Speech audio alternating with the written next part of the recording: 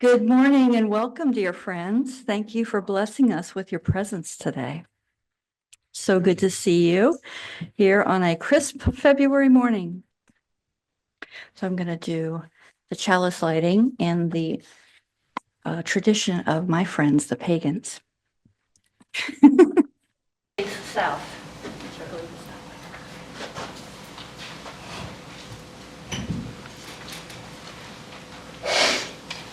I call on the guardians of the element of fire, direction of south. Please join us and bring us your light, your warmth, your passion. Spirits of fire, join us here. Light our path brightly, burn away our fear. So mote it be.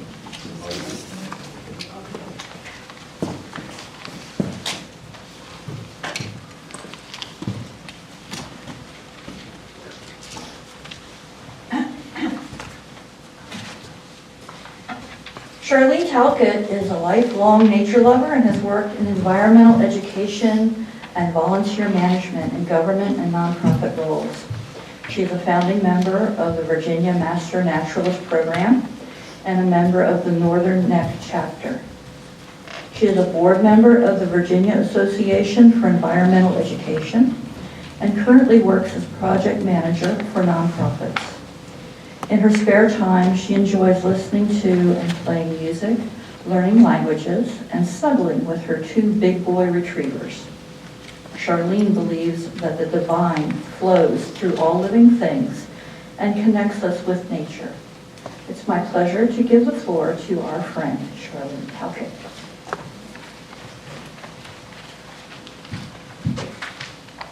Thank you so much. And I heard there's a football game today, so I'm glad all of you decided to come here for this morning. So our opening words are to think of love not like pie, P-I-E. You have a few slices and you give them away and then you're all done. Love is like pie, P-I. It's irrational and never ending. So we have a hymn now, so I think our music group is going to lead us in Would that. the music makers gather around the piano?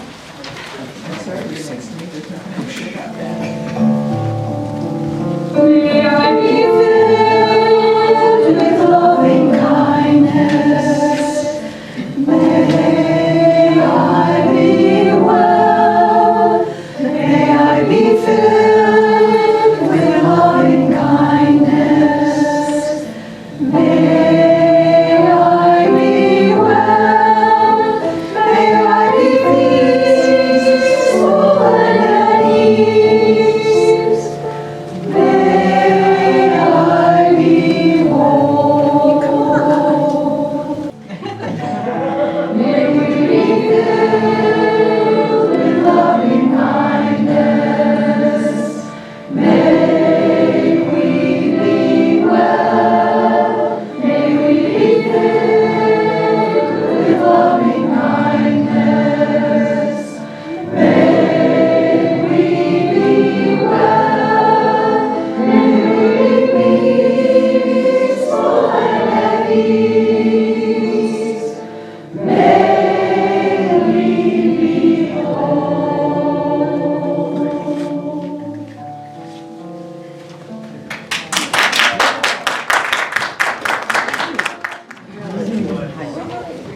Now Charlene has a story for all ages. Do we have any children here today? Is it still appropriate?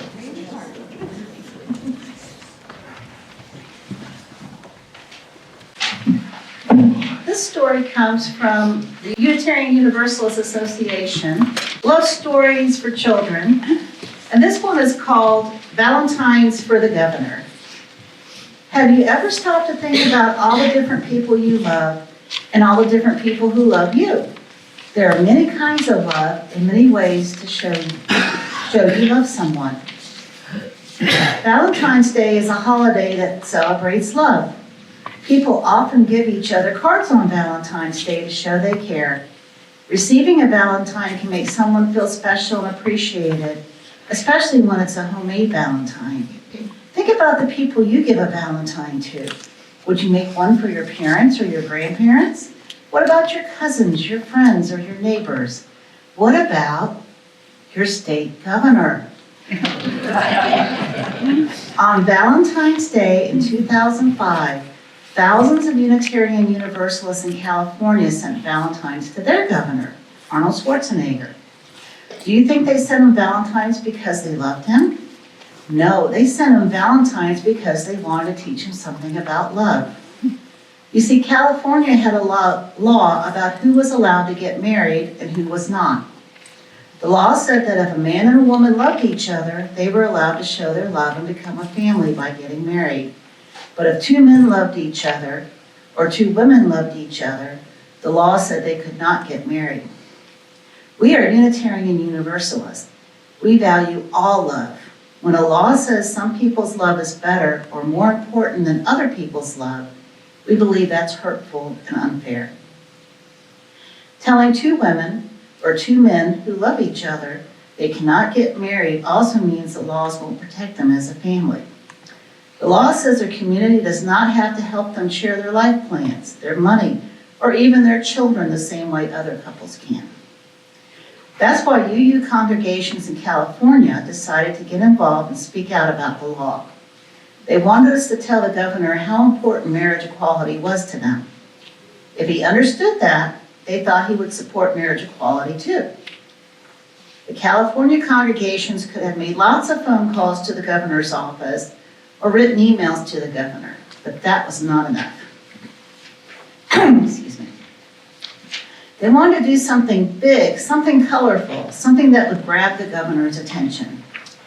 In the days leading up to Valentine's Day, people in almost every UU congregation in California made Valentines for Governor Schwarzenegger. Children and adults alike cut out paper hearts in red, pink, and all colors of the rainbow. They glued on ribbons and lace and sequins and feathers. They wrote messages of love, acceptance, and justice, because that's what marriage equality is all about. Dear Governor, wrote one woman from the Unitarian Universalist Church of Berkeley, roses are red, violets are blue. All people deserve the same rights as you. So Reverend Nada Villamorek from Oakland, California, made a giant Valentine the governor could not miss. It's almost as tall as you are. Please stand on the side of love, it requested in capital letters inside a huge pink heart. At the Unitarian Society of Santa Barbara, people set up tables to make Valentines during coffee hour. Members of all ages showed each other how to cut hearts out of folded paper. They made each other's cards fancy with curly ribbons and other decorations. The young people and older people working together felt joyful and hopeful as they decorated their Valentines. They talked about different kinds of love and how important it is for communities to support all kinds of families, to help love hold them together. They hoped their Valentine message would convince the governor. The Santa Barbara congregation mailed their Valentines to the UU Legislative Ministry in Sacramento, capital California. So did dozens of other congregations, 3,800 Valentines in all. The Valentines were collected in huge bags made of see-through gauze, the same material that's used to make a bride's wedding veil. Everyone could see all the special cards Governor Schwarzenegger was getting. The bags stuffed with Valentines were brought directly to the governor's office. Imagine thousands of Valentines, all going through the metal detector at the state capitol building. Later that year, when Governor Schwarzenegger had the chance to support marriage equality, he did not. But don't let that make you think the Valentines weren't important. Sometimes it takes a while to change someone's mind.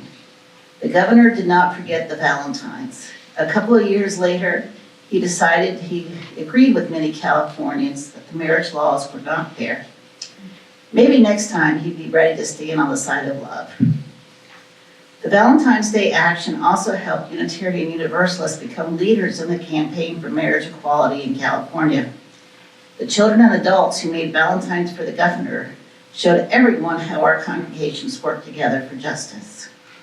Even though UU's numbers are small in California compared to other religions, some of us were invited to a meeting where the governor explained his point of view about equal marriage.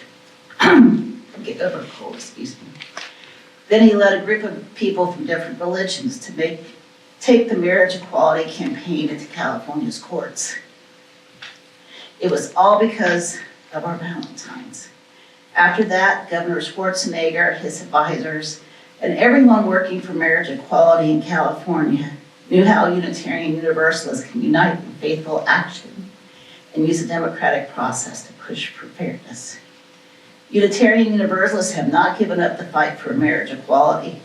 The journey may be long and difficult, but we must keep acting for love and justice. We hope we can persuade leaders like Governor Schwarzenegger to make our laws more fair. We know we have to keep trying.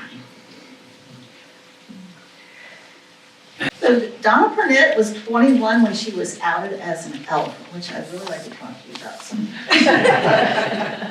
She lived with her fiance, Jeff Geis, on Crab Hill in Heathville in a hidden elf home in the woods that doubles as a Soul Journeys retreat center. She and Jeff welcome friends, family, and seekers in their space for connection, communion with nature, energy, and spiritual work.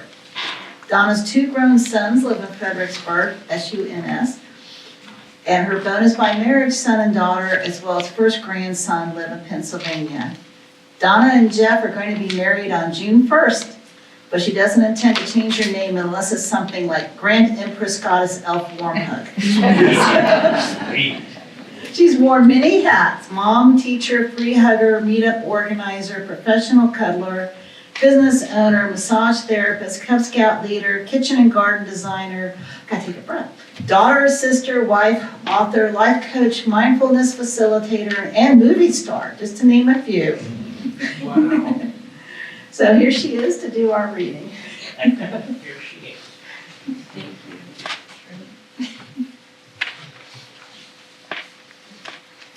My readings, I have 2 pieces that both come from Khalil Gibran,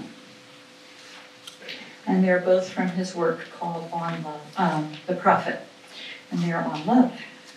Then said Al-Mitra, "Speak to us of love."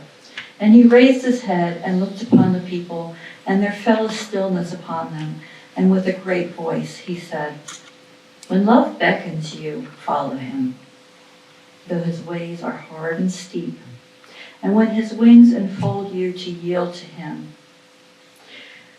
Though the sword hidden among his pinions may wound you, and when he speaks to you, believe in him. Though his voice may shatter your dreams, as the north wind lays waste the garden. For even as love crowns you, so shall he crucify you. Even as he is for your growth, so is he also for your pruning. Even as he ascends to your height and caresses your tenderest branches that quiver in the sun, so shall he descend to your roots and shake them in their clinging to the earth. Like sheaves of corn, he gathers you unto himself. He threshes you to make you naked. He sifts you to free you from your husks. He grinds you to whiteness. He kneads you until you are pliant. And then he assigns you his sacred fire, that you may become sacred bread for God's sacred feast. All these things shall love do unto you, that you may know the secrets of your heart, and in that knowledge become a fragment of life's art. But if in your fear you would seek only love's peace and love's pleasure, then it is better for you that you cover your nakedness and pass out of love's threshing floor into the seasonless world where you shall laugh, but not all of your laughter, and weep, but not all of your tears. Love gives not but itself, and takes not but from itself. Love possesses not, nor would it be possessed. For love is sufficient unto love. When you love, you should not say, God is in my heart, but rather, I am in the heart of God. And think not you can direct the course of love, for love, if it finds you worthy, directs your course. Love has no other desire but to fulfill itself. But if you love and must needs have desires, let these be your desires. To melt and be like a running brook that sings its melody to the night. To know the pain of too much tenderness. To be wounded by your own understanding of love. And to bleed willingly and joyfully. To wake at dawn with a winged heart and give thanks for another day of loving. To rest at the noon hour and meditate love's ecstasy. To return home at eventide with gratitude. And then to sleep with a prayer for the beloved in your heart and a song of praise upon your lips. Now this is a shorter section from another part of that same, the prophet.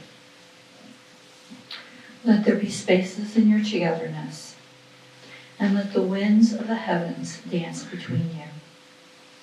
Love one another, but make not a bond of love. Let it rather be a moving sea between the shores of your souls.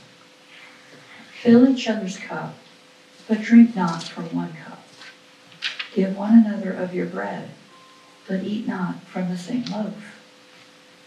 Sing and dance together and be joyous, but let each of you be alone, even as the strings of a lute are alone, though they quiver with the same music.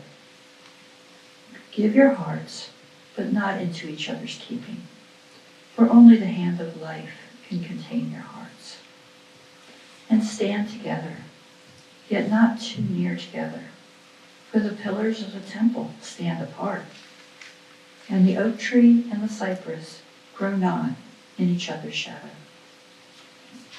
Giving from a place of love, we affirm the value and worth of this sacred meeting space and the bond between the people here, as well as for the intentions we share for change in our world. If you're a first-time visitor, your presence is your gift to us today. Diana Jameson will sing for us as the basket is passed. I brought my imaginary orchestra with me, so I invite you all to tune in. And I'm going to sing one of my favorites, Killing Me Softly. I heard he sang a good song, I heard he had a style, and so I came to see him, to listen for a while. And there he was, this young boy, a stranger to my eyes, strumming my pain with his fingers, singing my life with his words, killing me softly with his song, killing me softly with his song, telling my whole life with his words, killing me softly with his song. I felt all flushed with fever, embarrassed by the crowd. I felt he found my letters and read each one out loud. I prayed that he would finish, but he just kept right on, strumming my pain with his fingers, singing my life with his words, killing me softly with his song, killing me softly with his song telling my oh my, with his words killing me softly, with his song.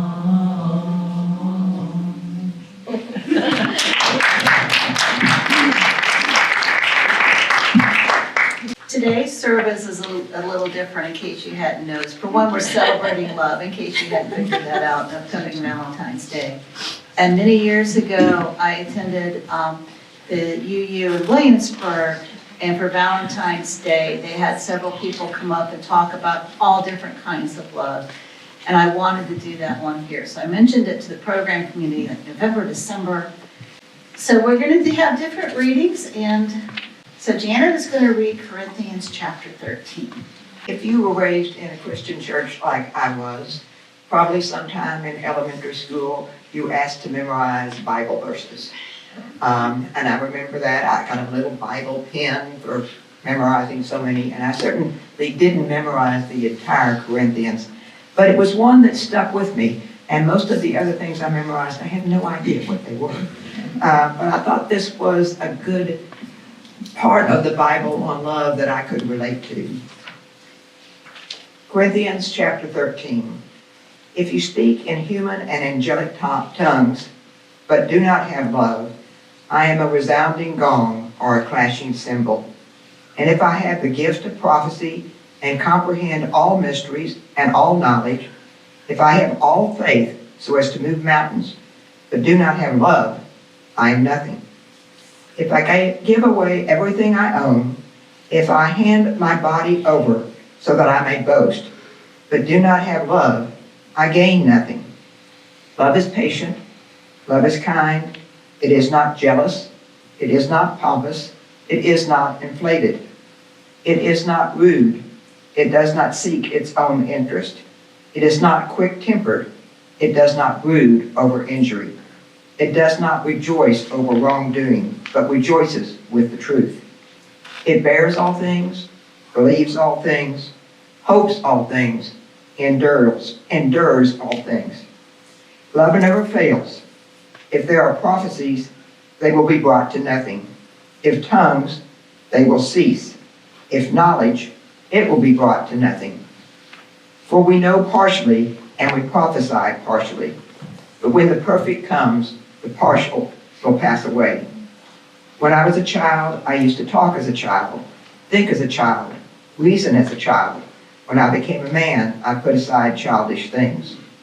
At present, we see indistinctly, as in a mirror, but then face to face. At present, we know partially, then I shall know fully, as I am fully known. So faith, hope, love remain, these three, but the greatest of these is love. And now Don. Has anybody here ever heard of a group called the Unitarian Universalist Hysterical Society? Look them up, they're very funny. Yes. Cool. I was asked to speak about loving in the form of loving your pet. And I very much loved this cat I had once, some years ago. My wife and I had lived without pets for some years, and we decided that we needed something around the house, and we both concluded that it was probably a cat that we needed. And after some talk, we decided we'd go to the Humane Society. They had a big pet adoption event going on. And so we went, and when we got there, we found that a lot of the best cats and dogs were already picked out, and there wasn't a whole lot left. But I looked around and I saw this beautiful black cat. She had not one white hair on her body. She was pure black. And she looked at me and I looked at her, and we fell in love. When we did adopt her, it turned out that she was not feeling very well. And the vet said that maybe we wouldn't want to take her because she might not last. And we said, well, it's too late now. I want this cat. So we took her in, and yeah, she had something wrong with her, but after a couple of weeks, the vet told us to bring her back and see it. We brought her back, and the vet said, well, she'll do for you. So, the only problem was that she more adopted me than I adopted her, and really didn't give much attention to Anne. And, but she was with me all the time. She followed me around the house. She jumped in my lap anytime I sat down. When I wasn't sitting down, she would jump up on my shoulder and ride around on me. She was not just a typical black cat, as I understand it. I think she was something called a Havana Brown. Has anybody heard of that? Yeah. If you take her out in the sunshine, bright light, you look at her, the undercoat is kind of a reddish color. And, I mean, it was gorgeous. And they also, I was told, have a musical meow. And I didn't hear it until the first time she caught a mouse. We had no idea we had mice. But she found one, and she brought it up the stairs, and she sat down, and she started singing. It was a meow, I guess, but it was with the mouse in her mouth. It came out like a beautiful, beautiful ringing tone. I just loved. So and I wanted to mention too, Anne had to go on a business trip when we first got the cat. So I went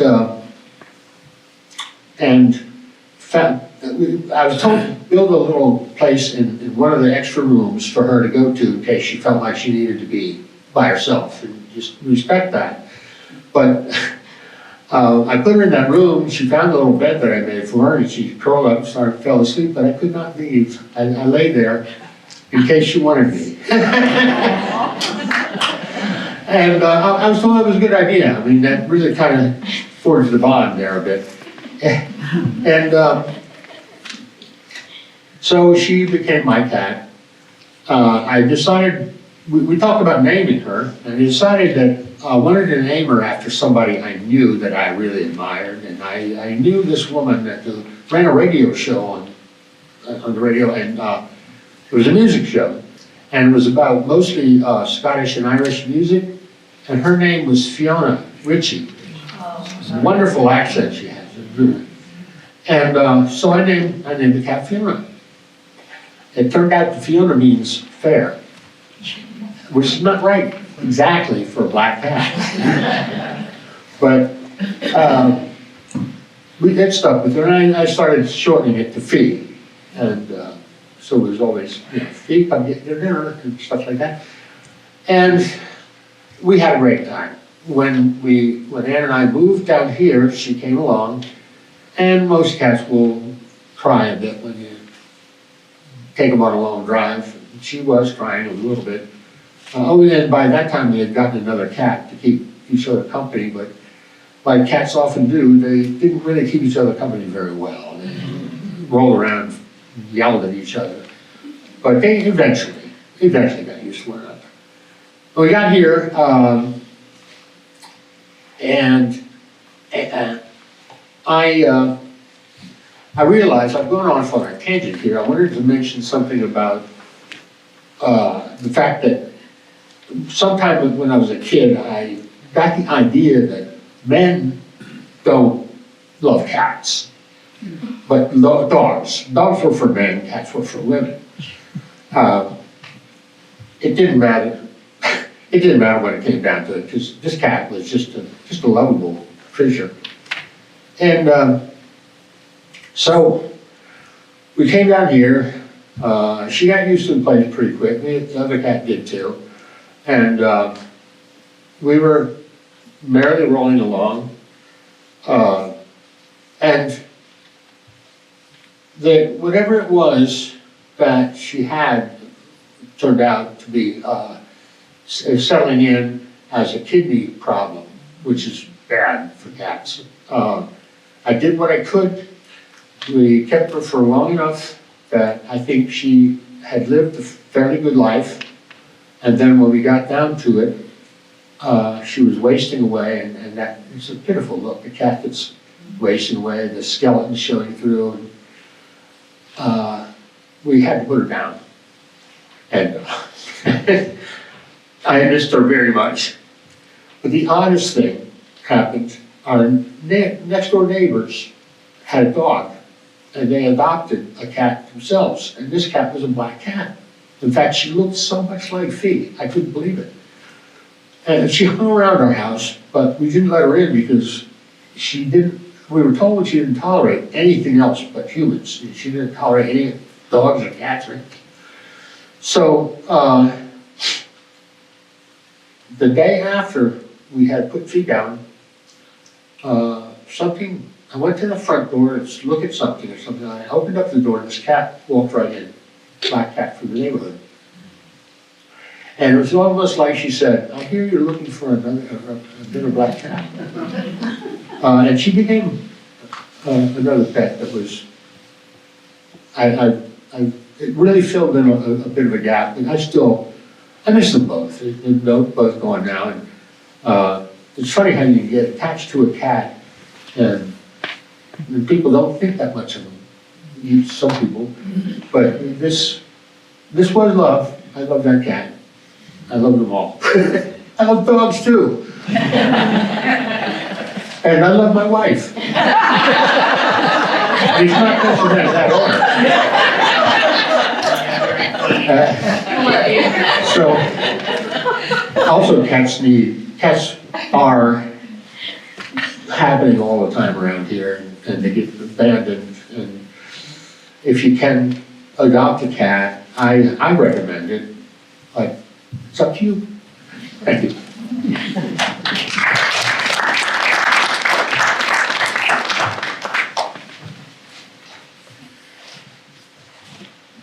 Next is Elaine Parrish.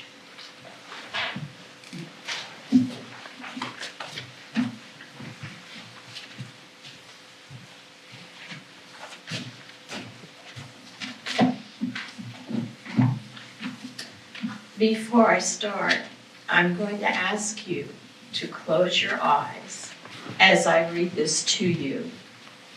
I'm hoping by doing this you can picture what I'm about to read. Alice and Jack grow dim, grow bright. The last time I saw them together, transparent as lanterns, they'd grown broken down, necklace and filmy out from years of lingering mornings stepping soft on plastic carpet covers. Glass canisters shine in their mothbell rooms where last year's hard candy waits, with the soap I carved in bird shapes and the popsicle placemats that crouch in corners where I put them back when the house was large.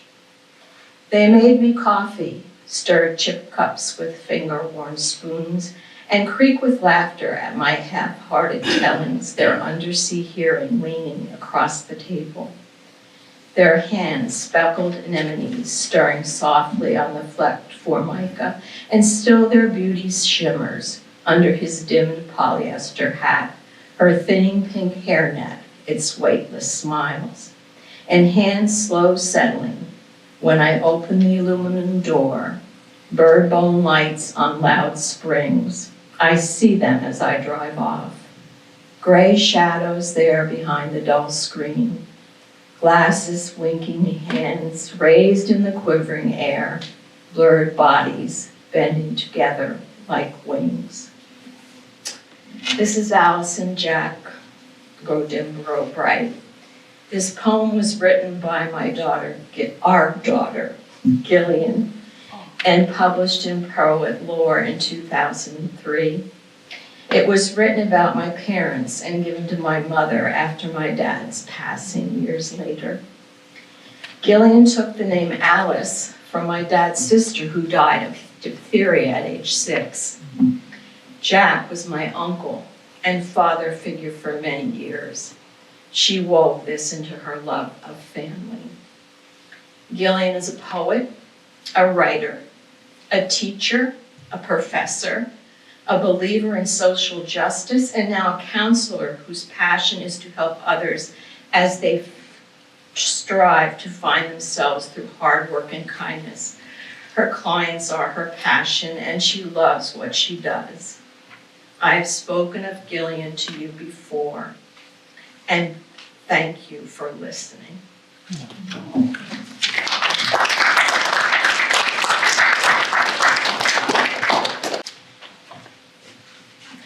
This is from Autumn Cara, which was written by John O'Donohue, who was at one time a priest, then later a beloved poet, philosopher, and author. In the Celtic tradition, there's a beautiful understanding of love and friendship. One of the fascinating ideas here is the idea of soul love. In Old Gaelic terms, Anam means soul, Cara means friend. So Anam Cara is soul friend. When you're with an Anam Cara, you can share your innermost self, your heart, your mind. The friendship was an act of recognition and of belonging. You were joined in an ancient and eternal way with the friend of your soul, and many friends. And a cat could be a soul friend.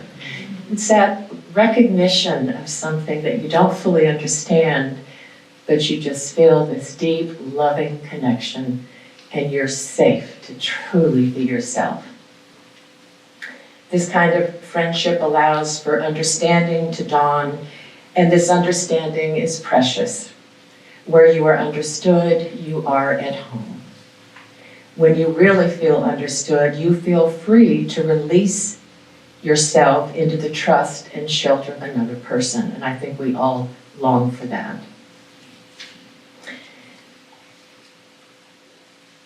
I'm actually going to leave it right here because just coincidentally, I ran across a little 6-year-old, Emma Kay, who was age 6, and they were asked, "What is love?" And she answered, "Love is when you're missing some of your teeth, but you're not afraid to smile because you know your friends will still love you even though some part of you is missing." That was an Autumn Cara.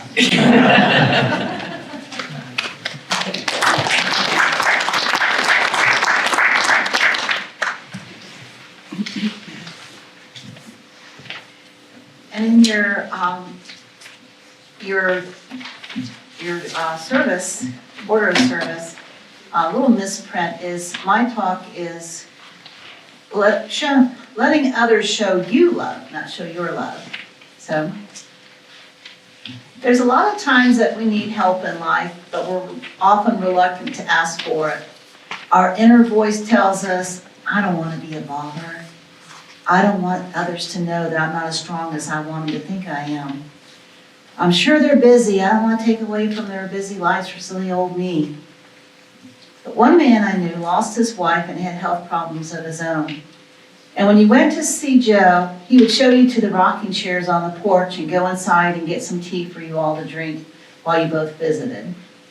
He was very hospitable, but from the porch you could see that his shutters needed fixing or some yard work needed to be done, but Joe was just getting to it when you showed up. So someone that knew him well enough to be one of the few come inside people told me that his house was very cluttered and he was embarrassed to have people inside.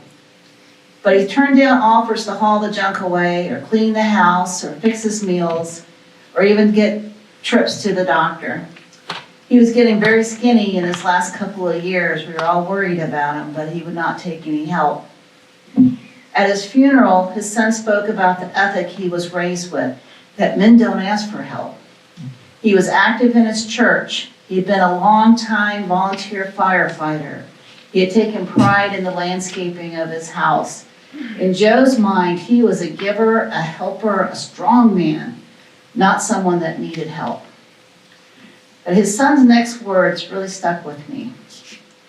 If you don't let other people help you, you're doing them a disservice.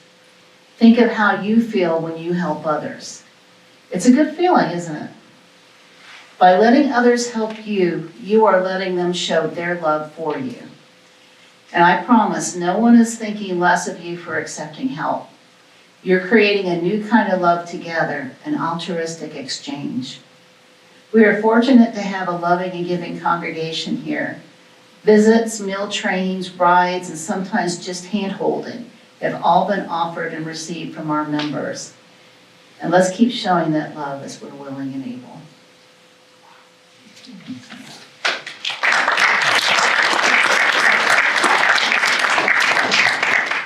Now we are going to have discussion. My dad was a very considerate dad, and he was thoughtful and he was a good parent. What he never did was tell me that he loved me, not once. And I wasted a lot of time thinking I needed to hear those words. And I made, for me, I made up a story, and I was sad and upset, and, it pulled a lot at my energy. And it wasn't until I got smarter and I realized on a drive home, before I got in the car, he said, "Do you have enough gas?" And it occurred to me finally in my thick head that he was telling me he loved me. He could not say the words, but in so many of his actions, he said it. It just doesn't always come out in 3 simple little words that we can reel off fairly easily for a lot of us and meaningfully. But we need to hear "I love you" in other expressions and not forget. I'd like to add to that. My mom was raised adopted by family members, and her family that she was adopted into didn't say "I love you."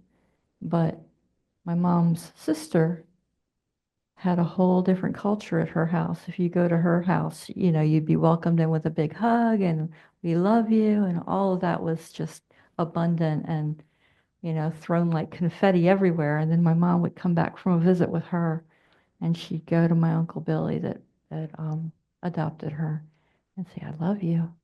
And he just kind of look at her, and it took years. And finally he said, "I love you too." And so when you have that consciousness around it and you recognize what's going on and what you want to add to this moment that you don't have, that's when you can bring it in and say, "This is a good moment, but I want to add this to it."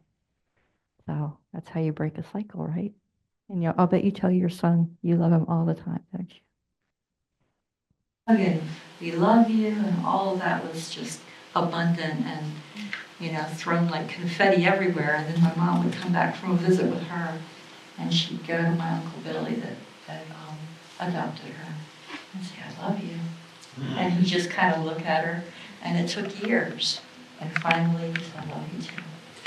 And so when you have that consciousness around it, and you recognize what's going on and what you want to add to this moment that you don't have, that's when you can bring it in and say, "This is a good moment, but I want to add this to it."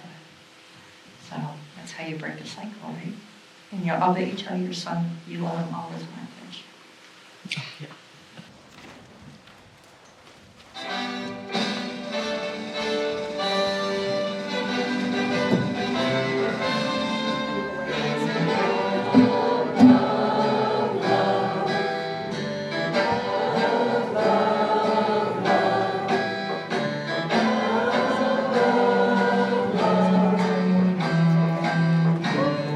Everybody make a circle.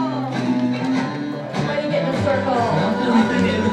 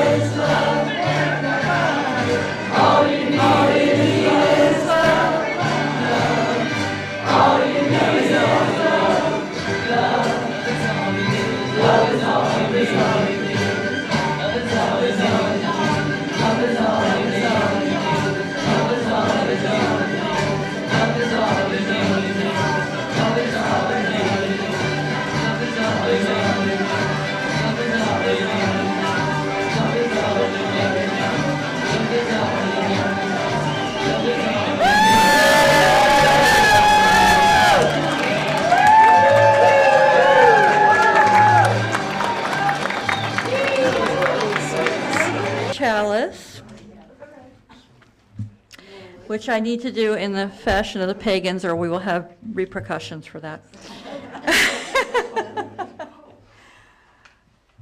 Our fire is our light in our life. There are a billion tiny flames burning within each of us. Even at this moment, it is Molly's Krebs cycle, consuming our calories on a cellular level, even when we sleep.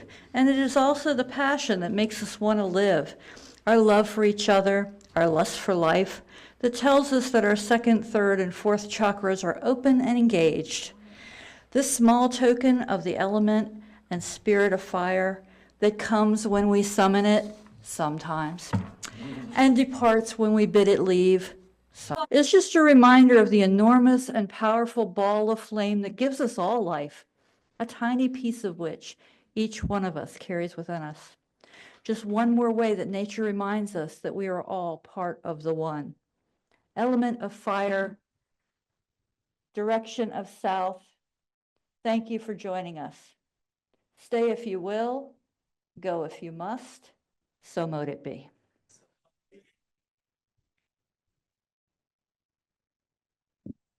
Okay, hold on a second. Thank you all for blessing us today with your presence and your smile and your love. Thank you for those who have shared a reading or song, a heartfelt gift to help you consider the many faces of love as Valentine's approaches this week. As you gather after the service to eat and drink and enjoy each other's company, lean into the invitation to offer your friend a hug or a moment of connection through eye gazing.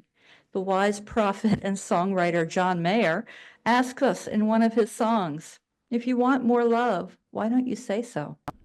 As we depart, let me close with these words by kirtan singer Jagdish from her song With You. Love opens up the day, guides us on our way, illuminates the path we are to walk. Love lifts us high.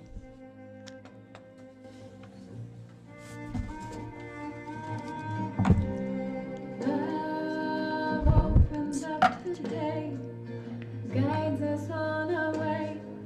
Thank you. Illuminates the path we are to walk.